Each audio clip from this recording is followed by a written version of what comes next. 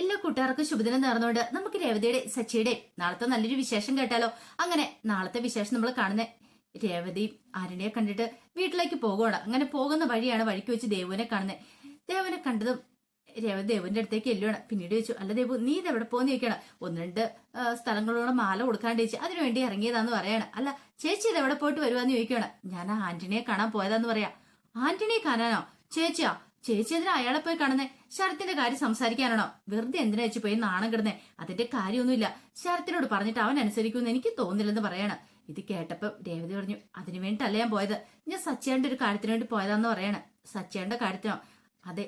പിന്നീട് രേവതി ആ കാര്യങ്ങളൊക്കെ പറയാണ്. സച്ചി കാറ് വിറ്റതൊക്കെ, സച്ചി കാറ് വിറ്റ് ആ പണം ഫ്രണ്ട്സിന്റെ കടം വീട്ടാനായിട്ട് കൊടുത്തെന്നൊക്കെ. ഇത് കേട്ടപ്പോ ദേവ് പറഞ്ഞു, സച്ചിയാണ് ഇത് എന്ത് പറ്റി? സച്ചിയുടെ എന്തിനാ കാറൊക്കെ വിൽക്കാൻ പോയത്? അതിന്റെ വല്ല കാര്യം ഉണ്ടായിരുന്നോ എന്നൊക്കെ ചോദിക്കാം. വിൽക്കേണ്ട കാര്യമൊന്നും ഇല്ലായിരുന്നു. പക്ഷെ ഫ്രണ്ട്സിന് വേണ്ടി ജീവൻ കളയാൻ വേണ്ടി തയ്യാറായിട്ട് നടക്കുന്ന ആളല്ലേ, അതുകൊണ്ട് ആ കാറ് വിറ്റേന്ന് പറയാണ്. കാറ് വിറ്റില്ലായിരുന്നെങ്കിൽ അവരുടെ പണമൊന്നും അടയ്ക്കാൻ പറ്റില്ലായിരുന്നേ. സച്ചിയേട്ടൻ ആ ആന്റണിയുടെ കാല് പിടിച്ച് മാപ്പ് പറയണായിരുന്നു. അപ്പൊ മഹേഷും എല്ലാരും കുറെ പണം എടുത്തിട്ടുണ്ട്.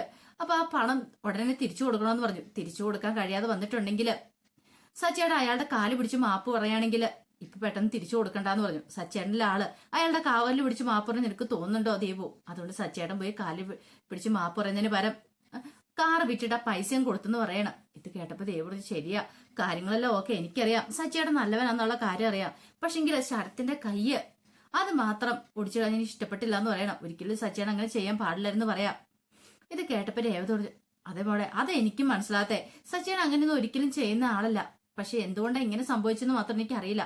സച്ചേട്ടനോടും ശരത്തിനോടും ആവുന്ന ഞാൻ ചോദിച്ച കാര്യം എന്താന്ന്. പക്ഷെ അവർ രണ്ടുപേരും ഒന്നും വിട്ടു പറയുന്നില്ല എന്ന് പറയണേ. ദേവ് പറഞ്ഞു, അത് ശരിയാ, നമ്മൾ അറിയത്തില്ലാത്ത എന്തോ ഒരു കാര്യം ഇതിനുള്ളിലുണ്ട് എന്ന് എനിക്ക് തോന്നുന്നുണ്ടെന്ന് പറയണം. രേവതി പറഞ്ഞു, എനിക്കും അങ്ങനെ തോന്നുന്നുണ്ട്. എന്നാ ശരി, ഞാൻ പോട്ടെ മോളെ, ഇപ്പൊ തന്നെ സമയം കുറെ ലേറ്റ് ആയെന്ന് പറയണം. അങ്ങനെ രേവതി പോവാണ്. രേവതി വീട്ടിൽ ചെന്ന് കഴിഞ്ഞപ്പോഴത്തേന് സച്ചി അങ്ങോട്ടേക്ക് വന്നു. സച്ചിയെ കണ്ടതും രേവതി സച്ചിയുടെ അടുത്തേക്ക് വന്നു. സച്ചിയുടെ അടുത്ത് വന്നിട്ട് പറഞ്ഞു, അതെ എനിക്ക് മനസ്സിലായി, നിങ്ങളെ കാർ എന്താ വിറ്റേന്ന് മനസ്സിലായെന്ന് പറയാ. ഇത് കേട്ടതും ഒരു നിമിഷം ഒന്ന് ആലോചിച്ചിട്ട് സച്ചി പറഞ്ഞു, മനസ്സിലായെന്നോ? എന്ത് മനസ്സിലായെന്നോ? നിനക്കൊന്നും മനസ്സിലായിട്ടില്ല എന്ന് പറയണം. ആ അവനില്ലേ ആന്റണി, അയാൾക്ക് പൈസ കൊടുക്കാൻ വേണ്ടിട്ടല്ല സച്ചിയുടെ കാർ വിറ്റേന്ന് ചോദിക്കുക. ഇത് കേട്ടപ്പോ സച്ചിക്ക് ഒരു ആശ്വാസമായി. താനും കരുതി ഇനിയിപ്പോ ആ വീഡിയോസ് ഒക്കെ കണ്ടെന്നോ പറയാനെങ്ങാനും ആണോ വരുന്നതെന്ന് ശരത്തിന്റെ. അതെങ്ങനെയാണെങ്കിൽ രേവതിക്ക് ഭയങ്കര സങ്കടവും, സഹിക്കാൻ പറ്റുന്ന കാര്യമല്ലല്ലോ. പിന്നീട് സച്ചി പറഞ്ഞു, ഓ അതങ്ങനെ കാറ് വിറ്റു, പൈസ കൊടുത്തു, അതിനകത്ത് ഇപ്പൊ ഇത്ര വലിയ കഥ എന്താന്ന് ചോദിക്കാണ്. എനിക്ക് ഇഷ്ടപ്പെട്ടു. അയാളുടെ കാല് പിടിച്ചു പോയി മാപ്പ് പറയുന്നേക്കാളും പേര് സച്ചേട്ടൻ കാറ് വിറ്റിട്ട് പൈസ കൊടുക്കുന്നായിരുന്നു. സച്ചേട്ടൻ്റെ അടുത്തൊരു നല്ല തീരുമാനമാണെന്ന് പറയണേ. ഇത് കേട്ടതും സച്ചി പറഞ്ഞ്, എന്ത് ചെയ്യാൻ പറ്റും, ഓരോ മാരണങ്ങളൊക്കെ വന്നു കയറി ചെയ്യാതിരിക്കാൻ പറ്റില്ലല്ലോ എന്ന് പറയണം. പക്ഷെ എല്ലാ കാര്യങ്ങളും ഓക്കെയാ. സച്ചിയുടെ ശരത്തിന്റെ കൈ മാത്രം ഒടിച്ച് തെറ്റായിപ്പോ എന്ന് പറയണേ. ഓ അപ്പൊ അതാണ് കാര്യം, ഞാൻ അവന്റെ കൈ ഒടിച്ച് ശരിയായില്ല. അല്ല നീ അവനോട് പോയി ചോദിച്ചില്ല അതിന് കാരണം എന്താന്ന്? ഞാൻ സച്ചിയേട്ടനോട് കുറെ തവണ ചോദിച്ചു, സച്ചിയേട്ടൻ പറഞ്ഞില്ലോ.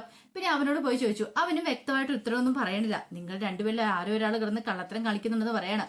ഇത് കേട്ടപ്പം സച്ചി പറഞ്ഞു, ഓ അങ്ങനെയാണല്ലേ, അങ്ങനെ ഞാൻ തന്നെ ആയിക്കോട്ടെ, ഞാൻ കള്ളത്തരം നിന്റെ അടുത്ത് പറയുന്ന, അപ്പൊ എന്നെ അങ്ങോട്ട് കുറ്റക്കാരനാക്കിയാൽ മതി എന്ന് പറയണം. ഇത് കേട്ടപ്പോ രേവതി പറഞ്ഞു, എന്നാലും എന്റെ ശരത്ത് പാവമല്ലായിരുന്നോ? അവന്റെ ഇങ്ങനെ കൈ തല്ലി ഓടിക്കേണ്ട കാര്യം ഉണ്ടായിരുന്നോ? ഓ പാവം പോലും. ഒരു കാര്യം ചെയ്യുക, അവനെ പിടിച്ച് രൂപ കൂട് പണിത് അതിനകത്ത് കയറ്റിയിരുത്ത്. അത്രയ്ക്ക് പാവമാണല്ലോ അവന്. അവൻ ചെയ്ത പണിക്ക് അത്രയൊന്നും പോരാ അവനിട്ട് എന്ന് പറയണം. ഇത് കേട്ടപ്പോ രേവതിക്ക് ദേഷ്യം വന്നു. അപ്പൊ സച്ചേട്ടൻ ഇത്രയും തല്ലു കൊടുത്തൊന്നും പോരെ, ഇനിയും കൊടുക്കാഞ്ഞിട്ടാണെന്ന് ചോദിക്കും. അതെ, ഇനി ഒതുക്കത് കിട്ടിയിട്ടുണ്ടെങ്കിൽ ഇനിയും ഞാൻ കൊടുക്കും, കാരണം അവൻ അത്രയ്ക്ക് വലിയ പണിയാ കാണിച്ചു വെച്ചിരിക്കുന്നത്. രേവതി പറഞ്ഞു, ഇനി അതിനെക്കുറിച്ച് സംസാരിക്കേണ്ട, എനിക്കറിയാം എന്റെ അനിയനെ.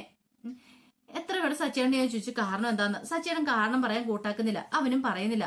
അപ്പൊ നിങ്ങൾക്കിടയിൽ എന്തോ ഒരു കാര്യമുണ്ട്. എന്നിട്ട് അങ്ങോട്ടും ഇങ്ങോട്ടും വെറുതെ ഓരോന്ന് പറഞ്ഞുകൊണ്ടിരിക്കുന്നത്, അതിന്റെ ആവശ്യമൊന്നുമില്ലെന്ന് പറയാണ്.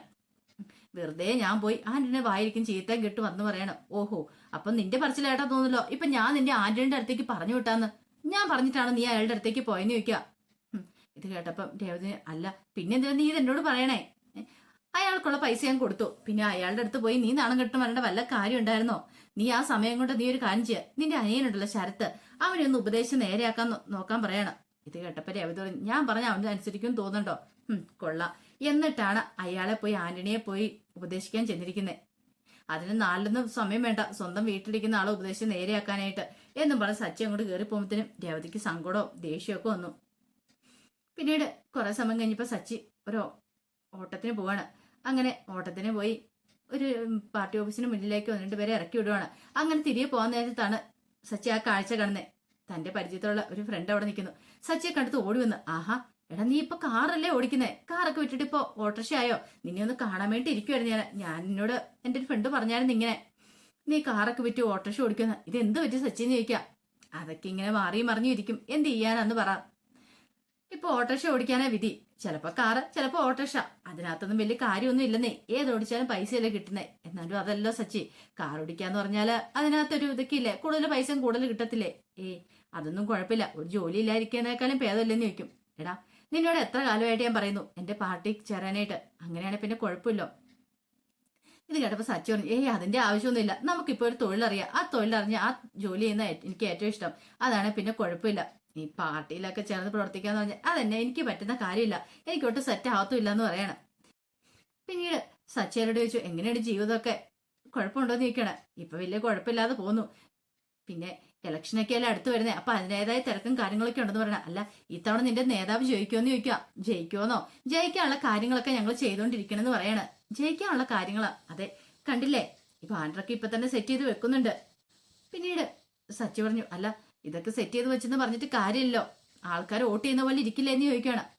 അതാണ് കാര്യം, അതൊക്കെ ഓക്കെ ആക്കുമെന്ന് പറയണം. എന്റെ നേതാവല്ലേ ആള്, അതിന് പുതിയ തന്ത്രം തന്നെ പറ്റിയിരിക്കുമെന്ന് പറയണം. പുതിയ തന്ത്രോ? അതേനെ, ഒരു സമൂഹ വിവാഹം നടത്താനായിട്ട് പോവാ. സമൂഹ വിവാഹമോ? അതെ, 250 പേരുടെയാ സമൂഹ വിവാഹം നടത്താൻ പോന്നെ. അപ്പൊ അങ്ങനെ നടത്തുവാണെങ്കിൽ ആൾക്കാരൊക്കെ വോട്ട് ചെയ്യൂലോ, അതാണ് ഏറ്റവും വലിയൊരു പിടിവള്ളി. ഇലക്ഷൻ വരുന്ന സമയമായതുകൊണ്ട് കുഴപ്പമൊന്നുമില്ല എന്ന് പറയാ. കൊള്ളാലോ, നിന്റെ നേതാവിന്റെ ബുദ്ധി കൊള്ളാം. പിന്നീട് സച്ചിനോട്, നീ ബാ, നീ കൂടെ കയറുവാ, നേതാവിനെ പരിചയപ്പെടുത്തരാന്ന് പറയണ. വേണ്ട, ഞാൻ അവിടെ നിന്നോളാന്ന് പറയാ. അതൊന്നും പറഞ്ഞാൽ പറ്റില്ല, നീ ഇങ്ങോട്ട് വന്നേന്ന് പറഞ്ഞ് സച്ചിനെ വിളിച്ച് അകത്തേക്ക് കൂട്ടിക്കൊണ്ട് പോവാണ്. ഈ സമയം അയാളുടെ നേതാവ് കുറച്ച് അണികളോട് ഇങ്ങനെ സംസാരിച്ചുകൊണ്ടിരിക്കുകയാണ്, കാര്യങ്ങളൊക്കെ സെറ്റ് ചെയ്തുകൊണ്ടിരിക്കുകയാണ്. അപ്പോഴേക്കാണ് സച്ചിയും കൂട്ടുകാരനും കൂടെ ചെല്ലുന്നുണ്ട്. സച്ചി ഇച്ചിരി അങ്ങോട്ട് മാറിയുന്നു. അപ്പം കൂട്ടുകാരൻ ചെന്ന് കഴിഞ്ഞപ്പോൾ ചോദിച്ചു, എടാ കാര്യങ്ങളൊക്കെ ഓക്കെ അല്ലേന്ന് ചോദിക്കണം. അതേ നേതാവേ, കാര്യങ്ങളൊക്കെ ഓക്കെ എന്ന് പറയണം. ഒന്നിനും ഒരു കുറവ് വന്നേക്കല്ല, അറിയാലോ.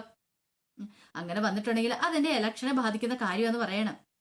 അത് പിന്നെ ഒരു പ്രശ്നമുണ്ട്, അതെന്താ, ഒരു 5-8 പേരും കൂടെ കുറവുണ്ടെന്ന് പറയണേ. കാരണം 250 പേരുടെ സമൂഹ വിവാഹം തീരുമാനിച്ചിരിക്കുന്നത്, 5-8 പേരുടെ കുറവോ, ഇതേ വെറുതെ അനാവശ്യം പറയില്ല കേട്ടോ എന്ന് പറയണ. നീ ആരെയൊക്കെ സംഘടിപ്പിക്കുക. അപ്പോഴാണ് അയാൾ സച്ചി അവിടെ നിൽക്കുന്നുണ്ട്. ഇതാരാ? ഇതെന്റെ ഫ്രണ്ടാന്ന് പറയാ. എന്നാ പിന്നെ ഇതൊരു ആളായിട്ട് അങ്ങോട്ട് കൂട്ടിയാൽ പോരേന്ന് ചോദിക്കുകയാണ്. അയ്യോ, ഇത് കേട്ട് കഴിഞ്ഞപ്പോ തന്നെ സച്ചി പറഞ്ഞു, അത് പറ്റില്ല നേതാവേ. എന്താ? എന്റെ കല്യാണം ഓൾറെഡി കഴിഞ്ഞാന്ന് പറയും. അതൊന്നും കുഴപ്പമില്ല, ഭാര്യ എന്നെ വിളിച്ചോണ്ട് വന്നാൽ മതി. ഇതൊക്കെ വരും ഒരു പ്രഹസനമല്ല, ആൾക്കാരുടെ കണ്ടി പൊടിയിടാൻ വേണ്ടിയിട്ട് അവിടെ വെച്ചൊന്ന് താലി കെട്ടിയാൽ മതി, വേറെ കുഴപ്പമൊന്നുമില്ലെന്ന് പറയാ. സച്ചി പറഞ്ഞു, ഒന്ന് കെട്ടിയാന്റെ കേട് തരട്ടും തീർന്നില്ല, വീണ്ടും കെട്ടുക എന്ന് പറഞ്ഞു അത് ചിന്തിക്കാൻ പോലും പറ്റുന്ന കാര്യമല്ലെന്ന് പറയണ. ഇത് കേട്ടുകഴിഞ്ഞപ്പോ നേതാവ് പറഞ്ഞു, എന്നാലും അത് ശരിയല്ലോ, നിങ്ങളൊക്കെ അല്ലേ ഹെൽപ്പ് ചെയ്യേണ്ടി ഞങ്ങളുടെ കൂടെ നിൽക്കണ്ടേന്നൊക്കെ പറയണ. സച്ചി പറഞ്ഞു, ഒരു കാര്യം ചെയ്യുക നേതാവ്, ഈ സമൂഹ വിവാഹം എന്ന് പറയുന്നതിന് പകരം സമൂഹ ഡിവോഴ്സ് എന്ന് പറഞ്ഞിട്ട് വല്ല നോട്ടീസും കൊടുത്തു നോക്കിയേ, അന്ന് ആൾക്കാർ കൂട്ടമായിട്ട് ഇങ്ങോട്ട് വരും പിരിക്കാൻ വേണ്ടെന്ന് പറയണം. ഇത് കേട്ടപ്പോൾ അയാൾ പറഞ്ഞു, അതിന് കോടതിയും കാര്യങ്ങളൊന്നും അല്ലല്ലോ ഡിവോഴ്സ് നടത്താനായിട്ടെന്ന് പറയണം. അങ്ങനെ സംസാരിച്ചുകൊണ്ടിരിക്കുന്ന സമയത്ത് സച്ചിയുടെ കൂട്ടുകാരൻ നേതാവിനോട് പറഞ്ഞു, അതെ വേറൊരു കാര്യം കൂടി ഉണ്ട് നേതാവേന്ന് പറയണം. ഇനി വേറൊരു കാര്യമോ? ഇനി എന്താടാ കാര്യം? അത് പിന്നെ കല്യാണത്തിന് മാല വേണമല്ലോ, 250 പേരുടെ കല്യാണമാണെങ്കിൽ 500 മാല വേണം. അപ്പൊ 250 ജോഡികളാണുള്ളത്, അപ്പൊ 500 മാല വേണമല്ലോ. അപ്പൊ അതുകൊണ്ട് മാലയുടെ കാര്യത്തിൽ ചെറിയ പ്രശ്നമുണ്ടെന്ന് പറയണം. മാലയുടെ കാര്യത്തിൽ പ്രശ്നമോ? എന്ത് പ്രശ്നം? അത് മാല കെട്ടിത്തരാന്ന് പറഞ്ഞ അവര് മുങ്ങിന്ന് പറയണം. അവരുടെ കല്യാണം കഴിഞ്ഞെന്ന് പറയണം. കല്യാണം കഴിഞ്ഞെന്നോ? അതെ, ഒളിച്ചോടി അവര് കല്യാണം കഴിച്ചു. ദൈവം ഇനിയിപ്പോ എന്ത് ചെയ്യൂടാ ചോദിക്കണം. അത് പിന്നെ അത് ഇച്ചിരി പ്രശ്നമുണ്ട്. എന്താളും എനിക്ക് കുഴപ്പമില്ല, മര്യാദയ്ക്ക് ആ കൃത്യസമയത്ത് തന്നെ കാര്യങ്ങൾ നടത്തിക്കോണം എന്നും പറഞ്ഞിട്ട് ചാടി എഴുന്നേറ്റ് അവരെ കോളറിന് അങ്ങോട്ട് കുത്തിപ്പിടിക്കുകയാണ് നേതാവ്. എന്തിനേലും കുറവ് പറ്റിയിട്ടുണ്ടെങ്കിൽ ആൾക്കാരെല്ലാം എന്നെ ചീത്ത പറയുള്ളൂ, അറിയാലോ. ഇനി 2 ദിവസമുള്ളൂ കല്യാണത്തിന് വേണ്ടിയിട്ട്, അതിനുള്ളിൽ തന്നെ കാര്യങ്ങളൊക്കെ തീരുമാനമായിരിക്കണം എന്ന് പറയണം. സച്ചിയുടെ കൂട്ടാൻ എന്ത് ചെയ്യണം നടത്തില്ല, ഒരു നിമിഷം അന്തം വിട്ട് നിൽക്കുകയാണ്. പിന്നീട് സച്ചിയുടെ അടുത്തേക്ക് വന്നിട്ടുണ്ട്, എടാ നിന്റെ ഭാര്യ പൂ കെട്ടുന്നതല്ലേ, അങ്ങനെയാണെങ്കിൽ പൂമാല കെട്ടുന്നതാകുമ്പോൾ അവൾക്ക് ഉണ്ടാക്കാൻ പറ്റുമല്ലേ ഈ 10-500 മാലയെന്ന് ചോദിക്കുകയാണ്. ഇത് കേട്ടപ്പോൾ സച്ചി പറഞ്ഞു, ആക്കാൻ പറ്റുമെന്ന് പറയണം. അങ്ങനെയാണെങ്കിൽ ഒരു കാര്യം ചെയ്യുക, എടാ നീ തന്നെ ഇതങ്ങ് ഏറ്റെടുക്കാൻ പറയണം. പിന്നീട് നേതാവിനോട് പോയി പറഞ്ഞു, അതെ ഇവന്റെ ഭാര്യ പൂമാല കിട്ടുന്ന നന്നായിട്ട് കിട്ടും എന്നൊക്കെ പറയണം. സച്ചി പറഞ്ഞു, അതെ നന്നായിട്ട് കിട്ടും, ഈ പ്രദേശത്ത് അവളെ വെല്ലുന്ന ആരും ഇല്ലെന്ന് പറയണം പൂ കിട്ടുന്ന ഇതില്. അങ്ങനെയാണെങ്കിൽ കാര്യം ചെയ്യുക, അവന് അഡ്വാൻസ് അങ്ങ് എടുത്തു കൊടുക്കാൻ പറയണം. അങ്ങനെ അഡ്വാൻസ് 20,000 രൂപ സച്ചിയുടെ കയ്യിലേക്ക് കൊടുക്കണം. സച്ചി സന്തോഷത്തോട് വിട്ടാണ് അതുമായിട്ട് വീട്ടിലേക്ക് പോരുന്നത്. ലോട്ടറി അടിച്ച മട്ടായിരുന്നു, കാരണം പൂക്കട തുടങ്ങിയ പിന്നെ ഇത്രയും വലിയൊരു കച്ചവടം കിട്ടിയിട്ട് പോലില്ല. 500 മാല, 250 കല്യാണം, അപ്പൊ അതിന് 500 മാല, ആ കണക്കോട് കൂടിയിട്ട് സച്ചി വീട്ടിലേക്ക് വരുവാണ്. അങ്ങനെ വന്നു കഴിഞ്ഞപ്പോ രവീന്ദ്രൻ അവിടെ ഉണ്ടായിരുന്നു. രവീന്ദ്രനോട് വന്നിട്ട് ചോദിച്ചു, അല്ല രേവതി എന്തി അച്ഛാന്ന് ചോദിക്കണം. അവളകത്ത് വേണം. എന്താ രേവതിനെ വിളിക്കുക? അതെന്താ നിനക്ക് വിളിക്കത്തില്ലേ? നിനക്ക് വിളിക്കാൻ എന്താ കുഴപ്പം? നിനക്ക് നാവില്ലേന്ന് ചോദിക്കണം. അല്ല അത് പിന്നെ അച്ഛൻ വിളിക്കാൻ പറയണ. അങ്ങനെ രവീന്ദ്രൻ രേവതിനെ വിളിച്ച് രേവതി ഇറങ്ങി വന്നു. എന്താ അച്ഛാ? ഇത് കേട്ട് കഴിഞ്ഞപ്പോഴത്തേനും സച്ചി പറഞ്ഞു, അച്ഛാ എനിക്കൊരു കാര്യം പറയാണ്ടെന്ന് പറയണം. എടാ അവളോട് എന്തെങ്കിലും പറയണ്ടേ അവളോട് പറ, എന്നോട് പറയുന്നത് എന്തിനാ? അത് പിന്നെ അച്ഛാ മാലയ്ക്ക് ഓർഡർ കിട്ടിയിട്ടുണ്ടെന്ന് പറയണം.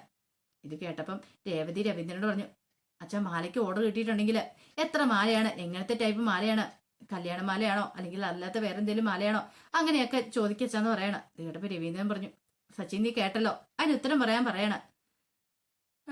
സച്ചി പറഞ്ഞു കല്യാണമാലയാന്ന് പറയണം. ഇത് കേട്ടപ്പോ രവീന്ദ്രൻ കല്യാണമാലയാന്ന് പറഞ്ഞിട്ട് കാര്യമില്ല അച്ഛാ, എത്ര മാല വേണം എന്നൊക്കെ ചോദിക്കാൻ പറയണം. രവീന്ദ്രൻ പറഞ്ഞു, സച്ചി ഒന്ന് പറ എന്ന് പറയണം. 500 മാല വേണമെന്ന് പറയണം. 500 മാലയോ? ഇത് കേട്ടപ്പോ രേവതിക്ക് തോന്നി സച്ചി തന്നെ കളിയാക്കുന്നതാണ്. പെട്ടെന്ന് രവീന്ദ്രൻ നേരെ തിരിഞ്ഞിട്ട് പറഞ്ഞു, അച്ഛാ വെറുതെ കളിയാക്കല്ലെന്ന് പറച്ചാ എന്തിനാ വെറുതെ ഇങ്ങനെ കളിയാക്കിക്കൊണ്ടിരിക്കണേ എന്ന് ചോദിക്കണം. ഇത് കേട്ടപ്പോ സച്ചി പറഞ്ഞു, പിന്നെ എനിക്ക് കളിയാക്കല്ല സമയം, ഞാൻ എന്തിനാ കളിയാക്കുന്നേ? അത് ഇങ്ങനത്തെ കാര്യങ്ങളൊക്കെ പറഞ്ഞിട്ട് എനിക്ക് അതിന്റെ ആവശ്യമൊന്നും ഇല്ലെന്ന് പറയണേ. ഇനിയിപ്പം എന്തെങ്കിലും സംശയം ഉണ്ടെങ്കിൽ 20,000 രൂപ അഡ്വാൻസ് തന്നിട്ടുണ്ടെന്ന് പറഞ്ഞുകൊണ്ട് രവീന്ദ്രന്റെ കയ്യിലേക്ക് അങ്ങോട്ട് കൊടുക്കുവാണ്. അപ്പൊ രവീന്ദ്രൻ അത് രേവതിയുടെ കയ്യിലേക്ക് കൊടുത്തു. പിന്നീട് സച്ചി ചോദിച്ചു, ഇപ്പൊ സമാധാനമായോ എന്ന് ചോദിക്കുകയാണ്. അങ്ങനെ അവസാനം രേവതി പറഞ്ഞു, അങ്ങനെയാണെങ്കിൽ ചില കാര്യങ്ങളൊക്കെ ഉണ്ട്. 500 മാല എന്ന് പറഞ്ഞാൽ പെട്ടെന്ന് അങ്ങോട്ട് കെട്ടി തീർക്കാനും പറ്റത്ത കാര്യമൊന്നും അല്ലെന്ന് പറയണം. സച്ചി പറഞ്ഞു, പിന്നെ ഞാൻ അഡ്വാൻസ് പേയ്മെന്റ് മേടിച്ചു പോയി, ഇനി കൊട്ടി കൊടുക്കാതിരിക്കാൻ പറ്റില്ലെന്ന് പറയാം. രേവതി ഒന്ന് ആലോചിച്ചിട്ട് പറഞ്ഞു, അങ്ങനെയാണെങ്കിൽ എന്റെ കൂട്ടുകാർ ചേച്ചിമാരൊക്കെ ഉണ്ട്, അവരെയൊക്കെ വിളിക്കാൻ മാല കിട്ടുന്നവരെ, അവരെല്ലാരും കൂടെ കൂടിയിരുന്ന് മാല കെട്ടിയാൽ പെട്ടെന്ന് തീരും. പിന്നെ പണിക്കാർക്ക് ശമ്പളം കൊടുത്താലും മതിയല്ലോ. അത് മാത്രമല്ല ഇനിയിപ്പം ഓട്ടം വണ്ടി വിളിക്കണം, വണ്ടിക്ക് വരാനായിട്ട് 10-300 രൂപ കൊടുക്കേണ്ടതായിട്ട് വരും എന്നൊക്കെ പറയണേ. ഇത് കേട്ടപ്പോൾ സച്ചി പറഞ്ഞു, ഈ 300 രൂപയൊന്നും കൊടുക്കണ്ട, 250 രൂപ എടുത്താൽ മതി പൂ കൊണ്ടുവരാനായിട്ട്. 250 രൂപയ്ക്ക് ഓടുന്ന ഓട്ടോറിക്ഷ ഒന്നും ഇല്ലാന്ന് പറയാം, ഞാൻ ഓടിക്കോളാം എന്ന് സച്ചി പറയാണ്. അങ്ങനെ ആ കാര്യത്തിലെല്ലാം ഒരു തീരുമാനം ആവുകയാണ്. പിന്നീട് സച്ചി പറഞ്ഞു, അച്ഛൻ്റെ കാര്യം ചെയ്യുക, മാലയുടെ കാര്യത്തിലെല്ലാം തീരുമാനമായില്ല, ഒരു കാര്യം കൂടെ ചോദിക്കുക, 500 മാലയ്ക്ക് എത്ര രൂപയാവുന്ന അതും കൂടെ ചോദിക്കാൻ പറയണം. ഇത് കേട്ടുകഴിഞ്ഞപ്പം രേവതി ആലോചിച്ചിട്ട് പറഞ്ഞു, അതെ മാലയുടെ കണക്കൊന്നും അറിയത്തില്ലേ അച്ഛനെന്ന് ചോദിക്കുകയാണ്. ഇത് കേട്ടപ്പോ രവീന്ദ്രൻ പറഞ്ഞു, കേട്ടില്ലടാ ചോദിക്കുന്നേ. ഇത് കേട്ടപ്പം സച്ചി പറഞ്ഞു, എനിക്ക് കണക്കറിയത്തില്ലാഞ്ഞിട്ടൊന്നുമല്ല, ഓരോ മാലയ്ക്കും അതിൻ്റെതായ പ്രൈസ് ആണല്ലോ, കല്യാണ മാലയ്ക്ക് വേറെ പ്രൈസ് ആയിരിക്കും, അല്ലാത്ത മാലയുടെ പ്രൈസ് ആയിരിക്കില്ലോ, അതുകൊണ്ട് പറഞ്ഞാന്ന് പറയണം. അവസാനം രേവതി പറഞ്ഞു, ഒരു മാലയ്ക്ക് 500 രൂപ. അങ്ങനെ സച്ചി കണക്കൂട്ടി 2 ലക്ഷം രൂപ മൊത്തത്തില് എന്ന് പറയണം. ഇത് കേട്ടത് രവീന്ദ്രൻ പറഞ്ഞു, കൊള്ളാലോ, 2 ലക്ഷം രൂപയുടെ കച്ചവടം അത് മുളക്ക് നടക്കാൻ പോണല്ലേന്ന് ചോദിക്കണം. അതേന്ന് പറയണം. ഇതേടെ സച്ചി പറഞ്ഞു, ഞാനുള്ളത് കൊണ്ട് ഇത്രയും വലിയ കച്ചവടമൊക്കെ കിട്ടി, അതിന്റെ നന്ദിയൊന്നും ഇല്ല ഇവിടെ ചിലർക്ക് എന്നൊക്കെ പറഞ്ഞിട്ട് അങ്ങോട്ട് തള്ളുവാണ്. ആ സമയം രേവതി പറഞ്ഞു, വെറുതെ ഒന്നുമല്ലോ ഞാൻ ഈ 2 ലക്ഷം രൂപ ഉണ്ടാക്കുന്നത്, നന്നായിട്ട് അധ്വാനിച്ചിട്ട് തന്നെയല്ലേ എന്ന് ചോദിക്കുക. അതിന് ചിലരൊക്കെ ഒരു കാരണമായി തീർന്നു മാത്രം എന്നൊക്കെ രേവതി ഒഴുക്കം വെട്ടി പറയാണ്.